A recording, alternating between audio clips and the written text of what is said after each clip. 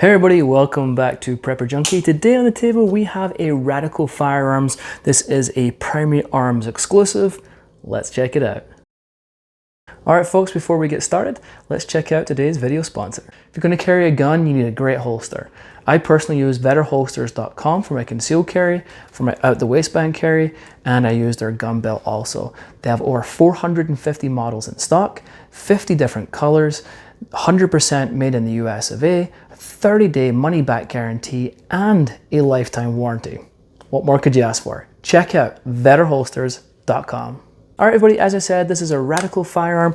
This is a Primary Arms exclusive, and let's go ahead and get stuck in. We're gonna start at the back and we'll make our way forward, go over the features, any issues that I may have had, and I did.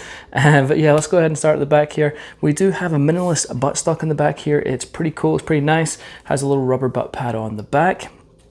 It is obviously adjustable, obviously by pressing in up there, and then it's a little stiff and you can set that to however you like. It does have multiple old-fashioned sling attachments right here, and it does not have a QD sling attachment on there, but that's okay.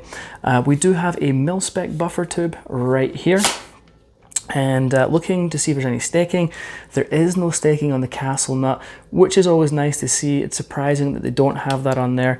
Is it a massive deal? No, but it's probably something that should be done. But there's no staking on there. Moving along, we have a standard charging handle right here. Obviously, these are non-ambidextrous. They're just kind of what comes standard on a lot of AR-15s. They work just fine, obviously, but it's nice to upgrade parts like that. Now, we do have a 1913 pick rail all the way along here, giving you tons of space to add whatever you would like. Moving to the upper and lower receiver, it's 7075 T6 aluminum, and we have everything is just a standard AR-15. So you got your dust cover, you've got your brass deflector, your forward assist, you've got your mag release right here, which we will take out. It does come with one steel 30-round mag if your state allows it. Put it in my pocket. And then moving it to the other side, you have your safety right here. It's not ambi or anything like that, and you have your bolt catch and release right there. Typical mag well right here. It's flared out just a little bit to make it easier insertion of your mag. Moving down, we do have a mag pull grip right here. I do like the angle of these. It's more of a kind of a pistol format. It's just straight down instead of more of an angle. So I like the angle of that. There is no storage compartment, and it's just polymer. There's no rubber overmold, which I do tend to prefer. And it has a straight trigger guard. And again, I do have a preference for the curved enhanced trigger guards. Just personal preference, but obviously everything on here will do you just fine. Now, as you notice, normally if you watch my videos, I will do a intro into the video with me shooting the gun. I didn't do that, and unfortunately I did that for a very good reason. And instead of me explaining it to you, I will show you why there is no intro.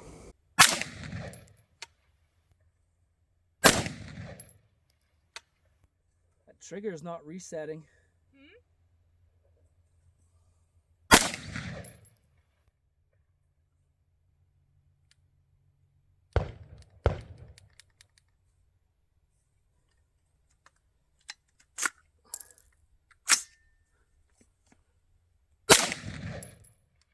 You heard it reset. No reset. Reset.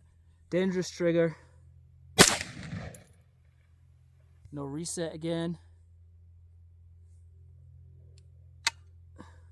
That you just heard it. After I flicked it, the reset went back. No reset again. Resetted.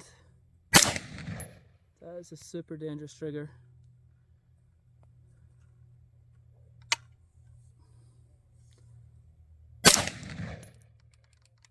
Dead trigger.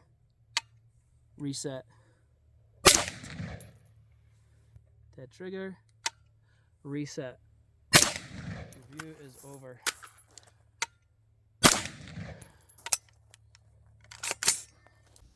Alright, so as you've seen with the trigger, unfortunately it is not resetting. I did reach out to Radical Firearms a week, 10 days ago, maybe something like that. I haven't heard anything from them at all. If I do eventually hear something, I'll put a note in the description with what they've said. So it's unfortunate that, you know, straight out of the box, this trigger is not, this gun is not reliable, and it's not okay. It's an unsafe trigger. Can I fix it myself? Absolutely. I can throw in another mil-spec trigger. I know how to do that. Obviously, it's easy for me. But if you're a beginner and you're looking for your first entry-level firearm, or budget-friendly, I shouldn't say entry-level. If you're looking for your budget-friendly firearm, maybe you're just getting into firearms, or maybe this is all you can afford, and you're getting it. It's like, oh, my trigger sucks, like it doesn't work, my gun's it's unsafe, it's unreliable, and now you're having to wait for customer service to eventually get back to you. So a little disappointing. So I'm going to show you, I showed you on the video a little bit of what's going on, but let me show you a little more. Okay, so here's the brake, which we've got. So we'll rack it and we'll try and do the reset. Didn't reset, you probably didn't hear any click. Did you hear that? So after playing with the trigger, then it reset, just making this a very unsafe trigger. Because could you imagine being somewhere and then you let the trigger go and you're like trying to get just awful. It's an unsafe trigger. So I didn't get many rounds through this gun at all. I couldn't do any accuracy testing. I flat out stopped shooting this gun because, as I said, I felt that the trigger was unsafe to be using at that point. So I'll go ahead and I'll change the trigger out myself. Again, I don't know how Radical Firearms will respond. Maybe they would be like, send it back, or maybe they send me a new trigger. I don't know. But at this point, I'm just going to put a new trigger in myself and move along. But very disappointed so far in their customer service. Again, I will update you in the description when they reply, or if they reply. So moving on from that major flaw, which for me kind of ended the review, but for me, because I was like, I don't want to review this anymore, but we'll keep going because it's a decent, other than the trigger, I mean, overall, it's a decent firearm, like fit and finish and things like that. Again, things happen, you get a lemon. Obviously, they're not test firing these before they leave. Obviously, if you can switch that trigger out, I'm sure everything will be fine. But anyway, let's move along. So, bad trigger. Okay, so moving along, we're going to go up to the handguard. Obviously, it's a free float handguard. It's a 15-inch handguard. It goes all the way up the top there. It's got some really aggressive cutouts. You've got M-LOK slots at the 3, 6, and 9 o'clock position, so you can add any attachments that you like. And then they've tried to do some weight savings. You can probably see here with the cutout. Okay, and then also just a thing to note I've noticed is like this is where obviously your screws are attaching to clamp this down onto the upper receiver. These edges are really sharp. Like I could easily actually see myself cutting myself on these. So they need to be rounded off just a little bit. Or as I say, I could actually see myself cutting myself on that handguard pretty easily. Other than that, I do like the handguard though. I think aesthetically it's really nice, and it's maybe been lighter. It's got plenty of slots for M-LOK attachments. So very nice indeed. And at the end here, we have an A2 birdcage. Underneath the handguard, we have a mid-length gas system, and if you're not aware, there is a carbine length, mid-length, and rifle length. Mid-length is an excellent one. It kind of smooths out the gun just a little bit, and so it's an awesome length, and it sits to about right here. You can see the gas block through the rail. That's the barrel. It's a 1-in-7. It's a 4140 steel, and it is a melanite coating for the barrel lining. Yeah, and then also one thing I've got to mention, you have these anti-rotation tabs. They just move a little bit further down past the handguard and actually sit on top of the upper receiver here, and that is so if it ever loosens up that your handguard doesn't rotate in any kind of way. I forgot to do the wiggle test. That's where I like to see if there's any play between the upper and lower receiver, and let's check that out.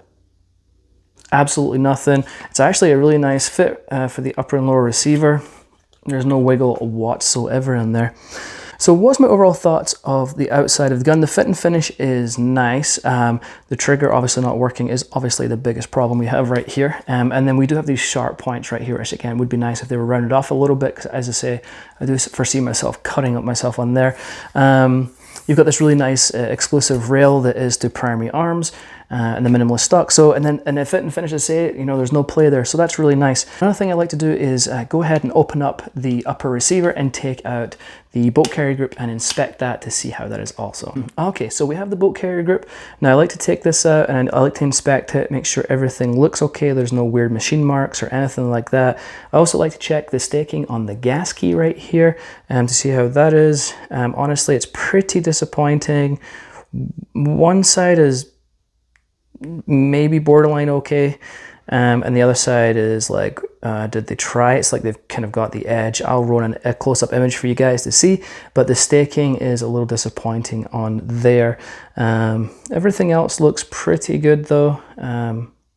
but staking seems to be an issue for this Radical firearm. But yeah, other than that, it does look okay. Other than that, staking is pretty lame. Okay, final thoughts. Now, it's kind of hard to give you a final thoughts on this one because of the trigger just being obviously a problem.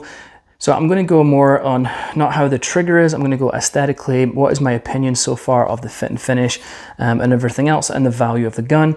Now it depends on when you're watching this, the prices fluctuate, and then so who knows what the price is when you click, if you find this and what the price is going to be. You're currently looking around $550 for this AR-15, so it is a budget level AR-15, and in some ways I think that shows, in other ways I think it does really well. Again, so there's definitely pros and cons. I love the rail. I love there's no wiggle, that the fitment between the upper and lower is obviously very good. It's got a nice minimalist stock. So there's a few things on here that definitely is nice, especially for that price tag. It's just unfortunate that the trigger doesn't work and I'm still waiting for customer service. So I can't necessarily recommend this gun, obviously, because I haven't been able to go through the full review process where, you know, I like to take it and do some more accuracy and just be able to shoot the gun safely would be nice. But you know, I know it's a simple fix, but it just shouldn't happen on a brand new firearm. Obviously it does. QC is obviously not catching that. So do I recommend it at this point? Obviously so do I recommend it at this point? It's hard to say yes, obviously, with the trigger not working. I think if we take the trigger out of the equation and everything else that I'm seeing for your money, it seems like a pretty decent value for your money. Again, obviously, minus that trigger. So up to you on this one. I'm going to go ahead now and switch out that trigger to a standard mil-spec trigger and go and shoot it at the range some more. Maybe I'll do a follow-up video, but I don't like just doing reviews where everything's all peachy. I do like to show you guys when I do have issues. It's not super common, but it does happen where I do have issues with firearms, and I want to make sure you guys see that also. So, all right, folks, that's it. Any questions, any comments, please ask them below. I'm always happy to help out wherever I can. And that's pretty much it for me. Until next time, I'll catch you later.